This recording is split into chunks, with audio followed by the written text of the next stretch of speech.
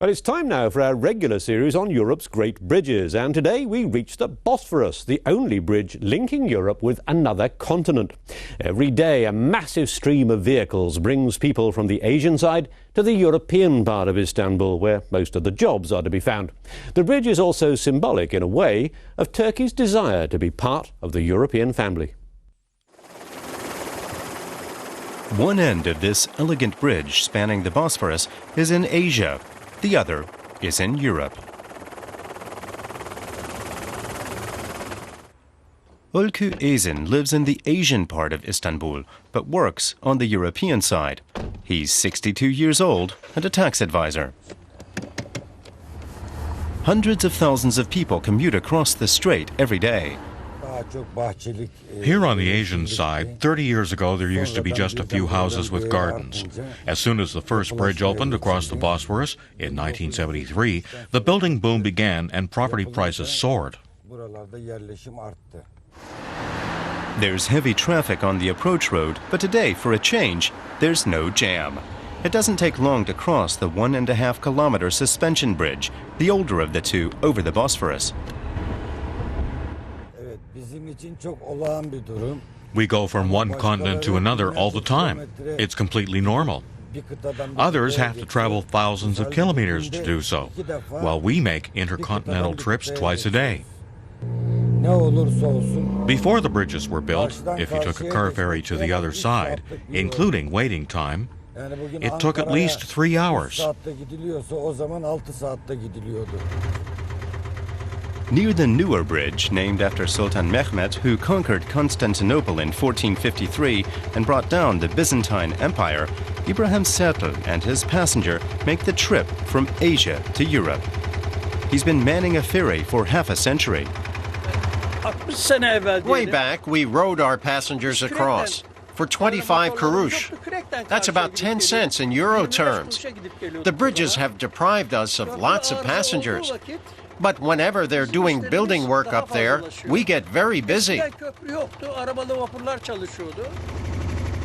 Even a generation ago, people living in the villages on the Asian side would say, "We're going to Istanbul," when they went across. Nowadays, the villages have long been swallowed up by the city.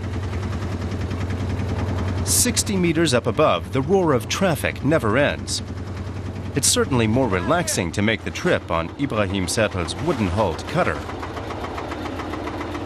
It only takes 10 minutes and costs the equivalent of €2.50. The government is planning a third bridge. Izan Bilgin is a town planner and doesn't think that's a good idea. The existing bridges have already changed Istanbul. The bridges unite the city and at the same time divide it in social terms. On the one hand, families that have lived here for ages, and on the other, the many poor new residents from Anatolia who came across and settled alongside the motorway. They say we need more bridges because the city just keeps growing. I think it would be better to extend and improve the public transportation network. Most Istanbulis know the Bosporus bridges through a car window. Leaving the car on the bridge and taking a walk is strictly forbidden. That is also to keep people tired of life and protesters away from the railing. People living near the bridge complain about the constant noise, the vibrations, and the dust.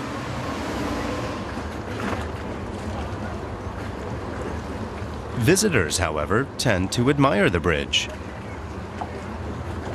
It makes the view of the mosque more beautiful, and it's a real tourist attraction. We aren't part of the Orient. You can see that here. Iraq, Iran, and all those other countries in Asia are alien to us. We've belonged to Europe since the Ottoman Empire.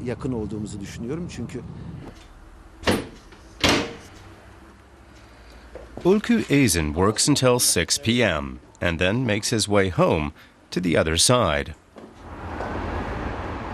It's rush hour and the traffic is bad.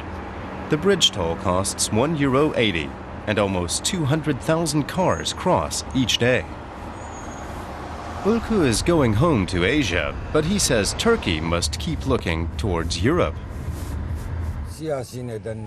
For political reasons, many countries still don't see us as part of Europe. Those who are against us should take a look at this beautiful bridge. That should convince them. It's like a gateway to the east and to the west. One city, two continents, two bridges. Much more than just a conduit for traffic. They are a powerful symbol of Turkey's aspirations to be part of Europe.